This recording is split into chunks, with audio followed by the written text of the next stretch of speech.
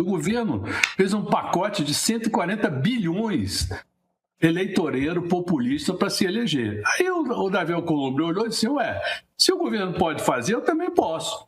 E aí reuniu um bando de itens que são alguns mais justificáveis que outros nem tanto, mas há, por exemplo, problema de financiamento do crédito agrícola, perdão de dívidas de agricultores, fruto desse juro gigantesco que a gente paga. Então, há uma disputa de poder, quer dizer, cada um ali usa a sua maneira de se posicionar. Então, o que o Davi fez, e provavelmente o Hugo também deve apoiar, o Hugo Mota na Câmara, é aprovar também o seu pacote de bondades, como o governo fez. Quer dizer, no fundo, quem dá o mau exemplo é o governo, porque o governo botou 140 bilhões na rua em benefícios e, ao mesmo tempo, sai correndo para cobrar imposto dos outros e cortar despesas de setores fundamentais. Eu vou falar só um aqui, o setor de defesa.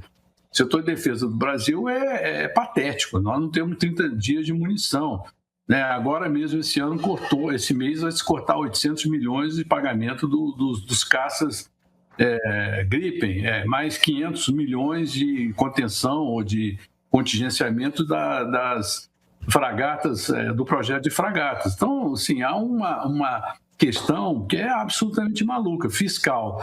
De um lado, uma dívida aumentando muito. Se você olhar aqui o Tesouro vendendo título, o IPCA mais 8% para 2040, isso vai dobrar a dívida pública.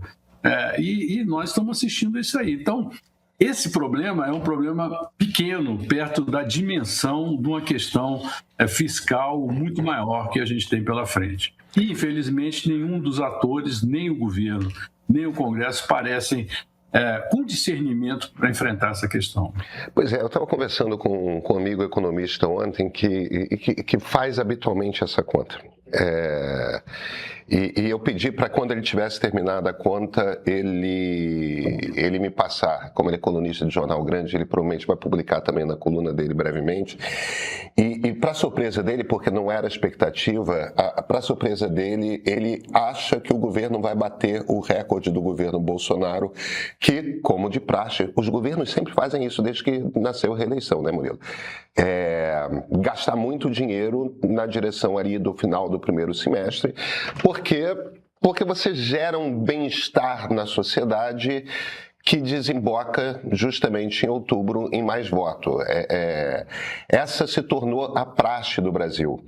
E segundo esse meu amigo economista, a tendência parece mesmo se confirmar de que a cada novo governo bate-se o recorde, ou seja, um governo após o outro para se reeleger gasta mais do que o governo anterior gastou. E parece que estamos entrando mesmo, isso vai virar a praxe para sempre. Aí não importa se é governo Bolsonaro, não adianta se ter um Paulo Guedes fiscalista na Fazenda, né, na economia, porque gasta-se, e gasta-se muito, e isso em geral traz voto, né? O que nós vamos ver no ano que vem, qualquer que seja o governo, vai enfrentar uma crise fiscal grande. Como eu falei, você tendo uma taxa de juros aí gigantesca e um endividamento crescente, inclusive um documento do próprio governo do ano passado, de abril do ano passado, quando tratava da LDO, apontava que existia o risco de um default, ou seja, de um potencial calote ou shutdown do governo em 2027, por conta do endividamento e da precariedade da arrecadação frente ao elevado gasto público.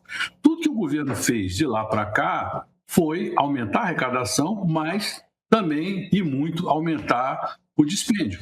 Então, o quadro que se apresenta para 2027, seja qual for o presidente, é de enfrentar um desafio fiscal muito sério, muito grande. E aí cai naquilo que você está falando, Pedro. O cara vai ter que fazer um puta ajuste, né, para tentar viabilizar, não no caso do Lula, por exemplo, a reeleição, porque ele não pode mais eleger o seu candidato, né, e caso for o Flávio ou o Caiado, ou o Zema ou o Renan, ou seja, gastar muito, fazer um ajuste forte no início para poder, já no final do mandato, ali, 2029, gastar muito para se reeleger. Então, é verdade, a reeleição, da qual eu fui um grande apoiador é ironia, né? Eu fui apoiador, escrevi, disse que era bom, etc., ela se transformou num grande problema para o Brasil. Melhor seria não ter reeleição, melhor seria ter um mandato até descasado, 5 anos, sem direito à reeleição. E até mesmo para o legislativo, eu defendo que tenha limite. O cara pode ser deputado 3 vezes, pode ser senador 2 ou 3 vezes também, para estimular a própria ventilação da política, que é um ambiente tóxico e fechado. Murilo, deixa eu mudar ligeiramente o assunto para manter no mesmo assunto, no final das contas, que é essa nossa conversa sobre essa eleição de 2026. Estamos em junho. Convenções são mês que vem e até a primeira semana de agosto essas chapas precisam estar fechadas, definidas, tudo mais. Quer dizer, a gente já sabe que o vice do Lula vai continuar, o Alckmin, Geraldo Alckmin. Flávio está sem vice, Zema está sem vice, Caiado está sem vice, Renan Santos não tem mais vaga ideia do que está acontecendo lá pela missão. E não tem nenhuma cara de movimento dos partidos habituais do Centrão, PP, União Brasil, ninguém está se movimentando aparentemente na direção de apoiar qualquer um desses candidatos. Quer dizer, está começando a ficar com cara de que poderemos ter pelo menos 3 candidaturas de direita puro sangue. Que cenário esquisito, não? Ainda sem definição na chapa do Renan também, tá? Ainda sem definição na chapa do 4, né? Pedro, é o seguinte, hoje a gente vive uma situação que eu até coloquei no meu artigo, que saiu hoje na Veja, que a gente vive a República da Atenção. É o bem mais valioso do mundo hoje, é a atenção, não é a informação, é a atenção. É você conseguir capturar a atenção de alguém a respeito de certo assunto. A eleição não capturou a atenção. Só nossa, aqui, nós, e quem é provocado por uma pergunta de pesquisa. Mas a cidadania, o país, está tropeçando na Copa do Mundo. Pedro, quando a gente era garoto, a gente passava 6 meses antes de viver na Copa do Mundo. Hoje em dia, a gente está andando, de repente, pum, começou a Copa do Mundo, tem lá México e África do Sul, 2 jogos mais ou menos abrindo uma Copa do Mundo. As eleições ainda não entraram no dia a dia da população. E isso só vai acontecer em agosto. E por isso é natural que não se tenha nenhum vice agora. Isso é um ponto. Quer dizer, a eleição está encurtada nesse sentido de captura de atenção do eleitor. O segundo problema é que a gente tem certeza de 2 coisas, que vai ter eleição e que vai ter notícia nova afetando o quadro eleitoral. Ou seja, hoje sai essa notícia lá no Robson Bonin, falando do Davi, na semana passada era outro tema, na semana que vem pode ser alguma coisa relacionada ao Lulinha, ou relacionada ao INSS, ou relacionado a fulano ou beltrano. Todos esses movimentos, eles tocam o cerne da política brasileira, as lideranças, o presidente do PP, o presidente do União Brasil, o presidente do PL, o MDB, o próprio Flávio Bolsonaro, o próprio Lula, o PT da Bahia, enfim. Então, todos esses atores da política estão sensibilizados e com medo de que alguma notícia nova afete o seu desempenho eleitoral, a sua viabilidade. Então, é natural que haja esse quadro de cautela. Agora, este quadro de cautela vem acompanhado de um outro tema que a Quest colocou muito bem. 30% do eleitorado não está querendo nenhum nem outro. Esses 30%, se forem sensibilizados, eles podem ir na direção de causar um tumulto no primeiro turno. E este fenômeno, se acontecer, vai acontecer na direita, não é na esquerda. Não vai aparecer um candidato de esquerda disputando com Lula. Mas pode aparecer um candidato de direita disputando com o Flávio. E dependendo das revelações que ocorrerem daqui para frente, esse movimento pode acontecer. Hoje, no caso Flávio, ele demonstra ter uma resiliência. Inclusive, quando saiu aquela notícia do Dark Horse, do filme, da mega produção, Cavalo Negro, né? Um nome bastante assim, estimulante, né? Parece filme de terror, né? Ele perdeu 6, 7 pontos. E de lá para cá, ele levou tanta porrada em cima desse assunto que continuou no 6 ou 7, aumentou um pouquinho para 8, ou seja, não destruiu a candidatura dele. Mas o que a gente tem certeza é que amanhã, ou daqui a 5 dias, ou daqui a 6 dias, vai sair uma nova revelação.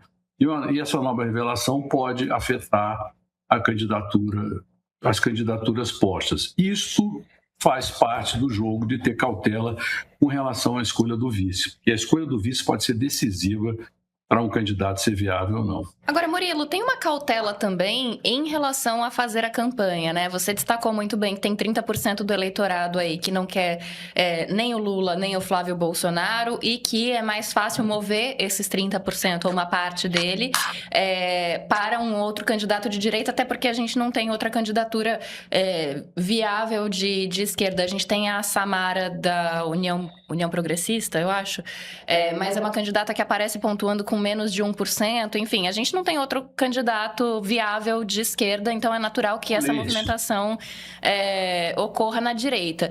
Mas os candidatos de direita, alternativos ao Flávio Bolsonaro, parecem estar com medo de fazer uma campanha, principalmente se tiverem que criticar ou atacar Flávio Bolsonaro, que é uma coisa que a gente vem observando aqui ao longo dos últimos meses, né? Mesmo quando saiu a informação sobre a relação do Flávio Bolsonaro com o Daniel Worcaro, eles tiveram muito cuidado. O Zema primeiro criticou, depois voltou atrás, o Caiado demorou e depois fez uma crítica, mas ele não colocou isso no discurso de uma maneira efetiva, e o Renan Santos está fazendo isso, mas também está com um percentual menor.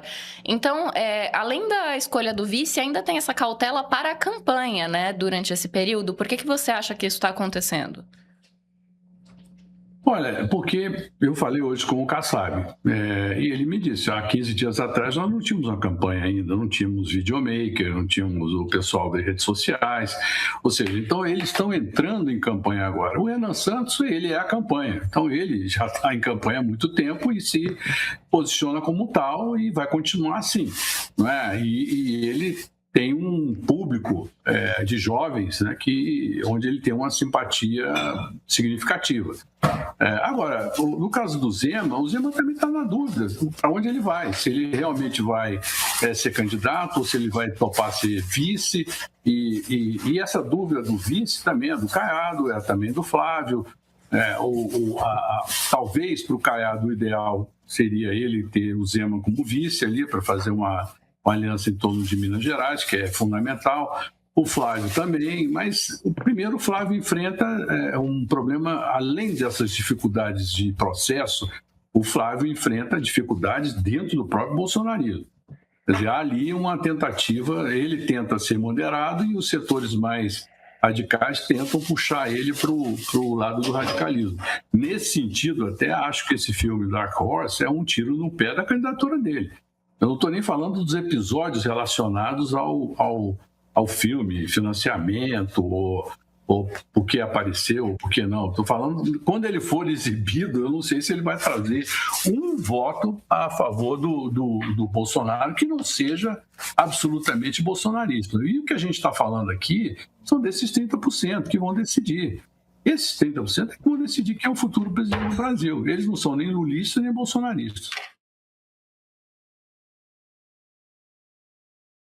Sem hipérbole, saí emocionadíssimo. Sabe quem disse isso? Um dos assinantes do Meio logo após assistir ao novo episódio do Ponto de Partida Sério, Nós Brasileiros, chamado Os Partidos. Qualidade e timing perfeitos. Eu buscava há muito tempo esse tipo de conteúdo. Essa é uma outra mensagem que a gente recebeu. E teve quem nos escreveu dizendo que gostaria que esse episódio chegasse a mais pessoas. Olha, e agora sem aspas, eu também. Porque esse episódio é para você entender como opera o nosso sistema partidário desde a sua origem. Em outubro, você vai apertar o confirma nas urnas. Para votar bem, você precisa entender o sistema no qual está votando. É exatamente isso que eu explico em Os Partidos. Está no streaming do Meio, exclusivo para assinantes premium. Assina e vem participar dessa conversa.